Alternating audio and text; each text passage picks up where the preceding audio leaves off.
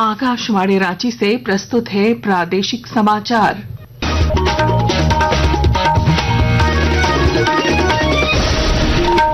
नमस्कार, प्रादेशिक समाचारों के साथ मैं पूनम केरकेट्टा।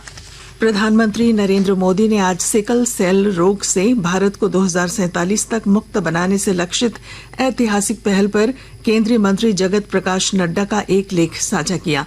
अपने सोशल मीडिया हैंडल पर श्री मोदी ने कहा कि भारत में राष्ट्रीय सिकल सेल एनीमिया उन्मूलन मिशन एक नए युग को दर्शाता है। यह समानता, गरिमा सुनिश्चित करने और आनुवांशिक विकार से निपटने का परिचायक है। लोकसभा ने एक राष्ट्र एक चुनाव विधेयक पर संयुक्त संसदीय समिति की रिपोर्ट प्रस्तुत करने की समय सीमा बढ़ा दी है। अब समिति 2025 के शीतकालीन सत्र के अंतिम सप्ताह के पहले दिन तक अपनी रिपोर्ट प्रस्तुत करेगी। भाजपा सांसद पीपी चौधरी ने संविधान के 129वें संशोधन विधेयक 2024 और केंद्र शासित प्रदेश विधियां संशोधन विधेयक 2024 पर संयुक्त समिति की रिपोर्ट के संबंध में प्रस्ताव पेश किया। राज्य के पूर्व मुख्यमंत्री दिवंगत दिशोम गुरु शिबू सोरेन का श्राद्ध कर्म 16 अगस्त को उनके पैतृक गांव निमरा में होगा। इस कार्यक्रम के दौरान सुरक्षा और ट्रैफिक व्यवस्था को दुरुस्त रखने के लिए 9 आईपीएस अधिकारियों और 40 डीएसपी की तैनाती की गई है। ये अधिकारी 14 से 16 अगस्त तक निमरा में रहेंगे।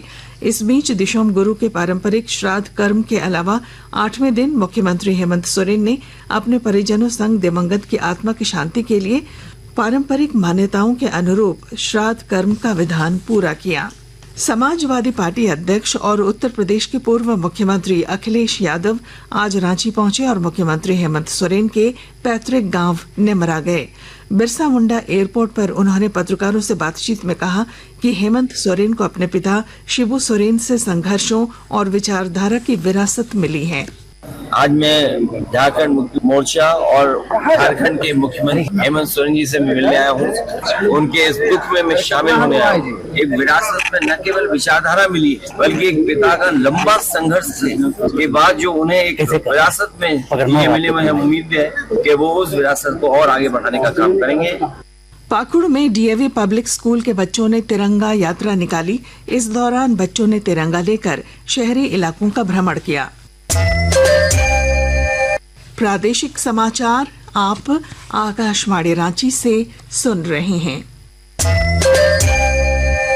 डाल्टनगंज के तरहसी प्रखंड कार्यालय के सामने भूमिहीन किसानों ने स्वामित्व प्रमाण पत्र की मांग को लेकर अनिश्चितकालीन धरना शुरू किया।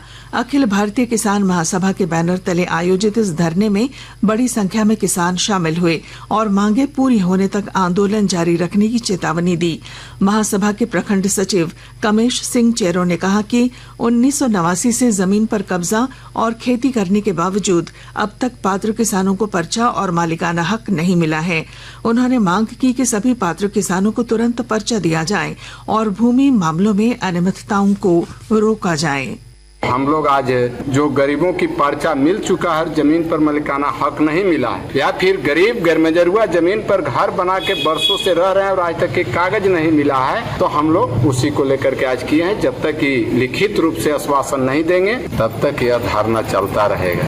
जमशेदपुर में एमडीएम अस्पताल को साक्षी से डिमना स्थानांतरित किए जाने के विरोध में लोगों ने आज प्रदर्शन किया। प्रदर्शनकारियों ने कहा कि इससे गरीब और मध्यम वर्ग को असुविधा हो रही है। डिमना तक सार्वजनिक परिवहन की कमी और लंबी दूरी के कारण मरीजों की परेशानी बढ़ गई है। उन्होंने प्रशासन से साकची में प्राथमिक और आपात चिकित्सा केंद्र की पुनः स्थापना और डिमना अस्पताल तक सस्ती सार्वजनिक परिवहन सुविधा उपलब्ध कराने की मांग की। पाकुड़ जिले के अघानी धान और भदई मक्का की खेती कर रहे किसानों को प्रधानमंत्री फसल बीमा योजना से आच्छादित करने का काम चल रहा है। विस्तृत ब्यौरा दे रहे हैं हमारे संवाददाता। पाकुड़ जिले में अघानी धान एवं भदई मक्का की खेती कर रहे किसानों को प्रधानमंत्री फसल बीमा योजना से आच्छादित करने का काम जोर शोर से चल रहा है। कृषि विभाग जागरूकता रथ के जरिए जिले के किसानों को प्रधानमंत्री फसल बीमा योजना की जानकारी देने के अलावे उनका ऑनलाइन पंजीयन कराने पर भी जोर दे रहा है। प्रज्ञा केंद्रों पर किसानों का ऑनलाइन पंजीयन कराने में कृषक मित्र सहित प्रखंड कृषि पदाधिकारी, तकनीकी सहायक प्रबंधक सभी किसानों को जागरूक करने का काम कर रहे हैं।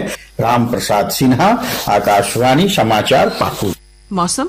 राज्य में पिछले 24 घंटों के दौरान कई स्थानों पर हल्की से मध्यम बारिश दर्ज की गई, जिसमें सर्वाधिक 102.2 मिलीमीटर वर्षा जमुई में दर्ज की गई। सर्वाधिक अधिकतम तापमान 35.4 डिग्री सेल्सियस सरायकेला और गोड्डा में, जबकि न्यूनतम 21.4 डिग्री सेल्सियस लातेहार में दर्ज किया गया।